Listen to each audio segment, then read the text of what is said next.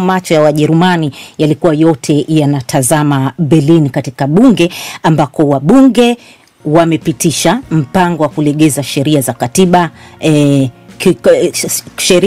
kulegeza sheria za katiba, kuondoa kikomo cha ukopaji wa serikali ili kuimarisha bajeti ya matumizi na ya kijeshi ya taifa hili kubwa kiuchumi barani Ulaya. Bunge hili la sasa linahodhiwa na chama cha SPD cha kansela anayeondoka Olaf Scholz na kijani pamoja na FDP, huku muungano wa kiafidhina wa CDU-CSU ukiwa ni kiongozi wa upinzani ndani ya bunge hili. Chama cha CDU kinachoongozwa na kansela mtarajiwa Friedrich Merz kimeshirikiana na SPD na kijani kupitisha mpango huu leo hii ili kufungua njia kwa serikali mpya ijayo itakayoongozwa na bwana Merz kuwa katika nafasi nzuri ya kufufua uchumi wa Ujerumani na kuisaidia pia Ukraine inayopambana na Urusi. Ukraine hivi sasa kama tunavyojua iko katika hali ngumu ya kupata msaada baada ya Rais Donald Trump kusitisha msaada wake kwa nchi hiyo, huku Ujerumani ambayo ndio mchangiaji mkubwa barani Ulaya wa Ukraine ikikabiliwa na hali ngumu. Kwa hivyo kura ya bunge la Ujerumani kuhusu mpango wa ukomo wa kukopa ilikuwa muhimu, ikifuatiliwa kwa karibu kuanzia Brussels, Washington na hata huko Kiev. Tunao wataalamu wawili, Idi Sesanga na huko Berlin Dr. Mwilima. Dr. Mwilima, nianze kwako kwanza, hasa katika muda huu ambapo umepitishwa mpango huu, bila shaka kuna mengi ambayo umeshayafahamu nini kiko ndani ya mpango huu. Unaweza kutupa kidogo kwa muktasari nini kilichomo ndani ya mpango huu?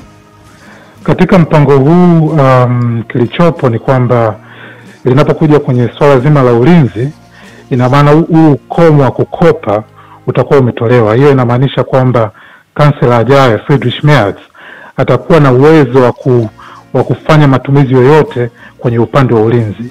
Lakini pia katika mswada huu tumeona kwamba kutakuwa kumewekwa takriban euro bilioni 500, ambayo bilioni 500 hizi zitaenda katika kuchangia kukarabati miundombinu ya kiraia ambayo mingi imeharibika hapo Ujerumani, lakini pia inaenda katika kwenye miradi ambayo inahusiana na masuala ya tabia nchi ya kutunza mazingira. Kwa hiyo haya ndio mambo makuu ambayo yamepitishwa katika mswada huu, ambayo yatamsaidia sana kansela anayekuja kuweza kukabiliana na changamoto zinazoikumba Ujerumani wakati wa sasa za kiulinzi pamoja pia na za kiuchumi. Haya ni mambo muhimu, Idi Sesanga, ambayo ameyataja Dr. Mwilima yaliyomo ndani ya mpango huu. Lakini vile vile yapo maswali mengi kuhusiana na uharaka uliotokea katika kupitisha mpango huu, kwa sababu bunge lijalo la Ujerumani linatarajiwa kuapishwa siku chache zijazo, tarehe 25. Kwa nini serikali hii ijayo au viongozi hawa wa kisiasa ambao wanatarajiwa kuunda serikali ijayo wameharakisha lazima bunge hili ndilo lihusike kupitisha mpango huu? Sababu tunafahamu kwamba bunge lijalo lililochaguliwa, bunge jipya, lina idadi kubwa ya vyama, ya wabunge wa vyama vile vya upinzani, hasa chama cha mrengo mkali wa kulia, chama cha AfD, ambacho kimeshika nafasi ya pili kama tunavyokumbuka katika uchaguzi huu. Lakini pia chama cha mrengo wa kushoto cha Die Linke kimeongeza idadi yake ya wawakilishi kuliko kawaida. Na vyama hivi tukikumbuka kwamba vimekwenda mahakamani, kwanza vitaka mahakama izuie mjadala huu usifanyike, sheria hii isipite, kwa sababu tunajua bunge hili jipya likija, ina maana hivi vyama vya CDU, CSU pamoja na SPD visingeweza kupata ile theluthi 3 ambayo inatakiwa kufanya mabadiliko ya katiba. Kwa hiyo waliona ni muhimu kupitisha sheria hii kabla ya bunge hili jipya kuja, ili wasipate upinzani kutoka kwa vyama hivyo. Kwa hiyo ndio maana tumeshuhudia ilikuwa ni lazima sheria hiyo ipite katika bunge hili ambalo bado wana wingi wa kutosha. Lakini pia tukumbuka kwamba hata chama cha kijani wamefanya kazi kubwa kukishawishi kuweza kuunga mkono hoja hii, kwa sababu kilikuwa kimesema hakitokubali mpaka kipate mwafaka. Sawa. Na mpango huu, Idi, ni wa bwana Merz kwa hakika, kansela ajaye kutoka CDU. Unataka sheria ya katiba ibadilishwe ili ipate hii fursa ya kupata hiyo pesa. Dr. Mwilima ametaja fedha ambazo zinatarajiwa kupatikana katika mpango huu ni pamoja na hiyo bilioni 5 kwa ajili ya bajeti ya kusimamia 500 bilioni 500 kwa ajili ya kusimamia bajeti ya uwekezaji kwenye miundombinu. Nataka nije kwako Mwilima. Lakini hii bajeti pia inahusisha swala la kuimarisha bajeti ya ulinzi. Kwa nini sehemu ya wanasiasa na wananchi wanapinga? Kilichopo hapa kuna watu kwa sababu haya ni madeni. Ni madeni ambayo yataenda kuathiri kizazi kijacho, kwa maana ya kwamba kizazi kijacho kitaenda kuyalipa haya madeni. Kwa hiyo watu wengi wanalalamika kwamba nchi hii inapoingia kwenye madeni hayo, kwa sababu kabla ya hapo serikali ilikuwa haiwezi kukopa zaidi ya 0.35 ya pato lake la taifa. Kwa hiyo kwa kuiruhusu serikali kuweza kukopa zaidi, ina maana serikali inaweza ikaingia kwenye madeni makubwa zaidi. Ukiachilia hilo, pia tutakumbuka wakati wa kampeni kwamba Friedrich Merz alikataa kubadilisha sheria hii. Kwa hiyo kuna Wajerumani wengine wameona kwamba ni kama aliwadanganya wapiga kura, lakini anapokuja wakati anaunda serikali inaonekana amekubali mpango huu. Kwa hiyo pia kuna changamoto nyingine ya kiuchumi ambayo watu wengi ambao tunafuatilia masuala ya uchumi tunaangalia anaweza kuwa na changamoto ya baadaye Ujerumani, kwa sababu huu ukomo wa madeni wa kukopa kwa serikali ya Ujerumani ndio kitu ambacho kilifanya serikali ya Ujerumani kuweza kukabiliana vizuri na mgogoro wa kiuchumi wa euro wa mwaka 2010.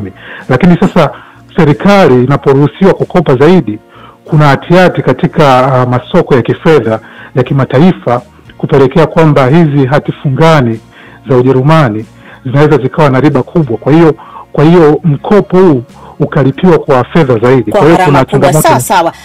Muda wetu ni mchache sana, nataka tukimbie katika kuyajibu haya muhimu kabisa kwa wasikilizaji wetu kufahamu na pia sisi wenyewe kufahamu kidogo kwa undani. Ametaja mabadiliko kadhaa ambayo ni hasi kimsingi, lakini yapo mabadiliko ambayo ni mengine yanatarajiwa kutokana na mpango huu hapa Ujerumani, lakini pia Ulaya kwa ujumla. Bila shaka Saumu, unapozungumzia swala la miundombinu, Ujerumani kama taifa kubwa kiuchumi, maendeleo ya miundombinu Ujerumani na iko nyuma sana ikilinganisha na mataifa mengine yaliyoendelea katika sekta ya miundombinu. Barabara unakuta ripoti za madaraja kuvunjika ni zimekuwa za kawaida. Uchelewaji katika usafiri wa mfano wa treni ni mkubwa sana. Yaani kiasi kwamba watu wamesahau ile sifa ya Ujerumani kwamba ni nchi ambayo watu wanawahi wanakwenda na muda. Kwa hiyo haya ni miongoni mwa mambo pengine tunatarajia yatakuwa yanabadilika, lakini pia swala la ulinzi tangu Russia ivamie Ukraine na mabadiliko yani ya utawala wa Marekani yanaifanya Ujerumani na Ulaya nzima kuwa na wasiwasi. Kwa hiyo kuna umuhimu mkubwa wa kuweza kujitegemea kiulinzi. Huu wasiwasi wa kiusalama. Nije kwako Dr. Mwilima, tumalizie hapo kwa sababu naambiwa muda umekwisha. Nilikuwa najiuliza tu kwa sababu hatua hii iliyochukuliwa imekuja baada ya Marekani kuacha kuisaidia Ukraine, na tunafahamu kwamba Ukraine iko katika matatizo. Pengine ni kutokana na shinikizo hili ndio kansela ajaye amelazimika kulitia kishindo bunge la sasa kuupitisha humu mpango. Yeye mwenyewe kansela amesema kwamba mabadiliko yaliyopo sasa hivi hususan katika sera ya mambo ya nje ya serikali ya sasa ya Marekani ambayo haieleweki yamepelekea kufanya mabadiliko haya makubwa, kwa sababu tutakumbuka kwamba Marekani ndio ilikuwa imetoa pesa nyingi sana katika kulinda bara la Ulaya, lakini sasa hivi inavyoonekana bara la Ulaya inabidi lijilinde lenyewe. Sasa nchi kama Ujerumani ambayo ina watu wengi zaidi ya milioni 80 na pia ni nchi ambayo ipo katikati ya Ulaya, ni nchi ambayo pesa ilikuwa ni kubwa kwa Ujerumani kutakiwa kuweka zaidi kwenye ulinzi wa Umoja wa Ulaya. Kwa hiyo hata hatua hii iliyochukuliwa leo hii itakuwa imeshusha pumzi kubwa barani Ulaya, Ukraine pamoja pia labda na Washington, ambapo Donald Trump anaweza kuona kwamba sasa Ujerumani inaanza kuchukua itaweza kutia fedha nyingi katika jumuiya ya NATO. Asante sana Dr. Harrison Mwilima. Na msikilizaji wetu, mfuatiliaji wetu, huyo alikuwa ni mchambuzi wetu wa masuala ya diplomasia na vile vile siasa za hapa Ujerumani katika mjadala huo, na alikuwa